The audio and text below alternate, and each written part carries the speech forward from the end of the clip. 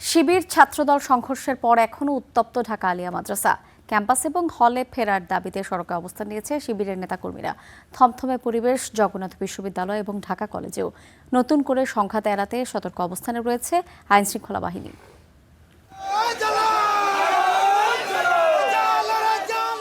গত মঙ্গলবার দিনভর ধাওয়া পাল্টা ধাওয়া ও সংঘর্ষে উত্তপ্ত ছিল ঢাকা আলিয়া মাদ্রাসা ক্যাম্পাস। ছাত্র শিবিরের অভিযোগ, সংঘর্ষের এক পর্যায়ে ছাত্রদল ও যুবদলের নেতাকর্মীরা তাদের হল ও ক্যাম্পাস থেকে বের করে দেয়। এরপর থেকেই শিবিরের নেতাকর্মীরা ক্যাম্পাসের বাইরে অবস্থান করছেন।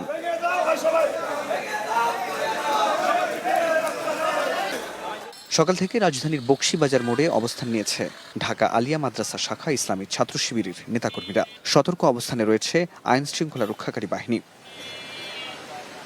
শিবির নেতাকর্মীদের দাবি, হলে ফিরতে গেলেও প্রশাসনের পক্ষ থেকে বাধা দেওয়া হচ্ছে। আমাদের প্রশাসন আমাদেরকে বাধা দিচ্ছে। আমরা বারবার প্রশাসনকে বলতেছি, আমরা বৈধ হলকারদারি হয়ে আমরা কেন বাইরে থাকবো? আমাদের আগামীকাল পরীক্ষা আছে, আমাদের হলে প্রবেশ করতে দেন। তবে পুলিশ বলছে, নতুন করে কোনো সহিংসতা এড়াতেই তারা সতর্ক অবস্থানে রয়েছে। ঢাকা আলিয়া মাদ্রাসার আশপাশ এলাকা জুড়ে সকাল থেকে একটা বিক্ষোভ মিছিলের কর্মসূচি নানা সূত্র থেকে আমরা জানতে পেরেছিলাম।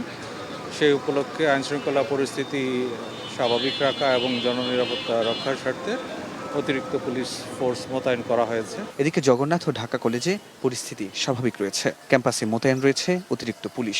সাধারণ শিক্ষার্থীরা বলছেন, সব ধরনের অস্থিরতা দূর করে দ্রুত স্বাভাবিক শিক্ষা কার্যক্রম নিশ্চিত করতে হবে। আজকে দেখি লাইব্রেরি বন্ধ, সবকিছু বন্ধ করে রাখছে। তো আমাদের সাধারণ স্টুডেন্টদের জন্য এটা একটা পড়ালেখার জন্য এটা একটা খুব একটা ভালো দিক না। দু একদিন তো থাকবে, রেস্ট থাকবে, সবার ভিতরে আতঙ্কিত আছেই, কিন্তু আশা করি আমাদের ক্যাম্পাসে যা হয়েছে আর বিগত সামনের দিন আর হবে না। অন্যদিকে সকালে রাজধানীর শাহবাগে জুলাই গণ অভ্যুত্থানের শহীদদের প্রতি শ্রদ্ধা নিবেদন শেষে মুক্তিযুদ্ধ প্রতিমন্ত্রী ইশরাক হোসেন অভিযোগ করেন, বিভিন্ন শিক্ষা প্রতিষ্ঠানে চলমান অস্থিরতার পেছনে ফ্যাসিবাদের সংশ্লিষ্টতা থাকতে পারে। আমরা ফ্যাসিবাদকে কোনোদিনও বাংলাদেশে যদি তারা ফেরত আসে, তাহলে তাদের এই গণহত্যার জন্য যে তাদের ফাঁসির রায় হয়েছে, সেটিকে কার্যকর করার মাধ্যমেই তাদের বাংলাদেশের রাজনীতির ইতি টানা হবে ইনশাআল্লাহ। অন্যদিকে ফ্যাসিস্ট আওয়ামী লীগ সরকারের পতনের 2 বছর পূর্তি ও বিভিন্ন ক্যাম্পাসে হামলার প্রতিবাদে সমাবেশ করে ইসলামী ছাত্র শিবির। সেখানে কেন্দ্রীয় নেতারা ছাত্রদলকে নিয়ন্ত্রণ করার আহ্বান জানান।